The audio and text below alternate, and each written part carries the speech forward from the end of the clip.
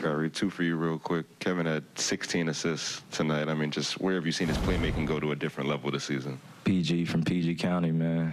I told him that in the locker room, just to get a good laugh out of him. But you know, when he's a playmaker like that and he's allowing the game to come to him, and as you see, he didn't particularly shoot the ball as well as he wanted to tonight, but when you have 16 assists and 10 rebounds, I mean, he had another triple-double tonight, so it just shows you how special he is when he allows the game to just flow, and he's not,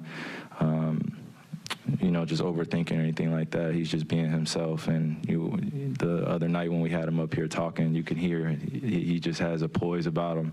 14 years in this league, he's seen almost everything, all the adjustments. So nights like tonight happen for him because he just plays the game the right way.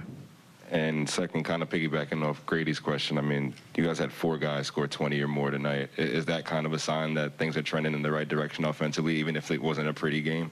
Yeah, absolutely, absolutely. We don't want to take nights like this for granted, especially when we felt like we were going to get tested by the Indiana Pacers. They've had some tough games as of late against the top teams in the Eastern Conference, been back and forth. I was watching some film on them before I came in here today and yesterday. So, you know, we just were well prepared. And, again, we just have to carry on those lessons that we learned for the last few games of just putting a full 48-minute game together where things are not going to go perfect, but we're able to control those, you know, 5-minute spurts where we're not scoring on the offensive end, and defensively we're just in the right spots. Kyrie, you talked about the ups and downs you've gone through this year. I mean, do you think that makes you guys a stronger team, or it does something for you heading into the playoffs that you've been able to weather that together? Yeah, I think it has forced us to grow closer very quickly, and really focusing on what's going on in the locker room and what we want to accomplish, right? You know, we could preach championship every single day. We know that's the goal for being an NBA player when you're in the season, is to really finish out the season with being the #1 team, you know, last team standing. So we could preach that every single day, but again, I don't want to take these days for granted where we really get to know one another in uncomfortable situations. You know, so that starts in film, that starts in preparation, it starts in the way you understand your teammates' nuances, the way they like to prepare, and just finding a balance. You know, we have to bridge a lot of gaps here, you know, in a short amount of time. You know, guys have seen so many different systems, and, you know, we all go back home and probably think some different things. So when we come into the locker room, we really just got to be on the same page. And I think that we've really done that as a team, and we just have to continue to do that. Kyrie, you guys got Cleveland on Tuesday now. Since you just saw them, what are your thoughts going into that? Let's get it on. This is a special time of the year. Going against a team such as the Cavaliers is something to look forward to, something to really go home and think about all the possessions that happened the other night and learn from them, and then take what you can into Tuesday, because they're going to make adjustments, we're going to make adjustments, and it's going to be an all-out battle. Kyrie, you didn't get the postseason you would have wanted last year. You didn't get, I'm sure, the regular season you would have wanted this year. I mean, how much does the next starting Tuesday mean to you personally to have a chance to sort of go on some kind of run here maybe? To be honest with you, I feel like I haven't had the last 3 seasons I've wanted. You know, from the bubble to getting injured in the second round, and then this year.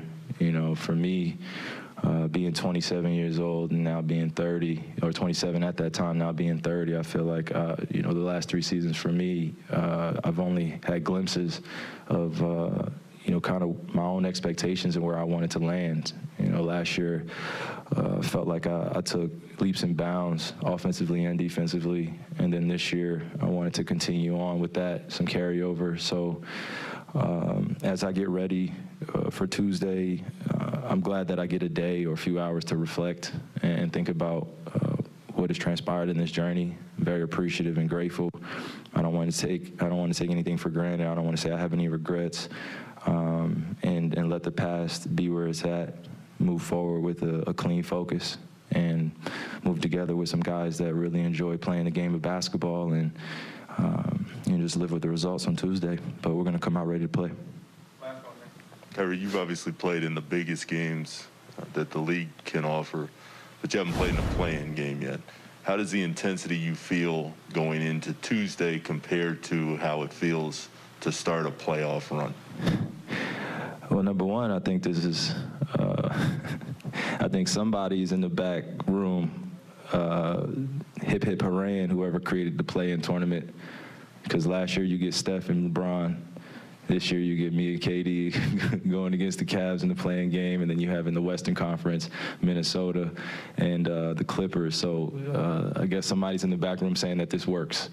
But as a competitor, this is, it feels like one of those game 6s, game 5s, game 7s where it's a must-win, and you know that the ball is going to be tipped, and it's not going to really depend on anything other than will, skill, how well you prepared, physicality, how well you know the other team's offensive schemes, and really paying attention to the possessions in 3-minute spurts.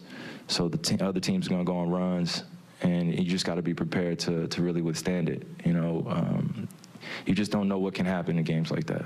And you could shoot well, you can't shoot well, so you just got to prepare for anything that could happen and really come in with a fearless attitude going against another great team. So I'm looking forward to it, and I know you guys are as well. And like I said, somebody's in the back that created the play-in tournament, like, yes, this works. So let's get it on. Let's get it on indeed.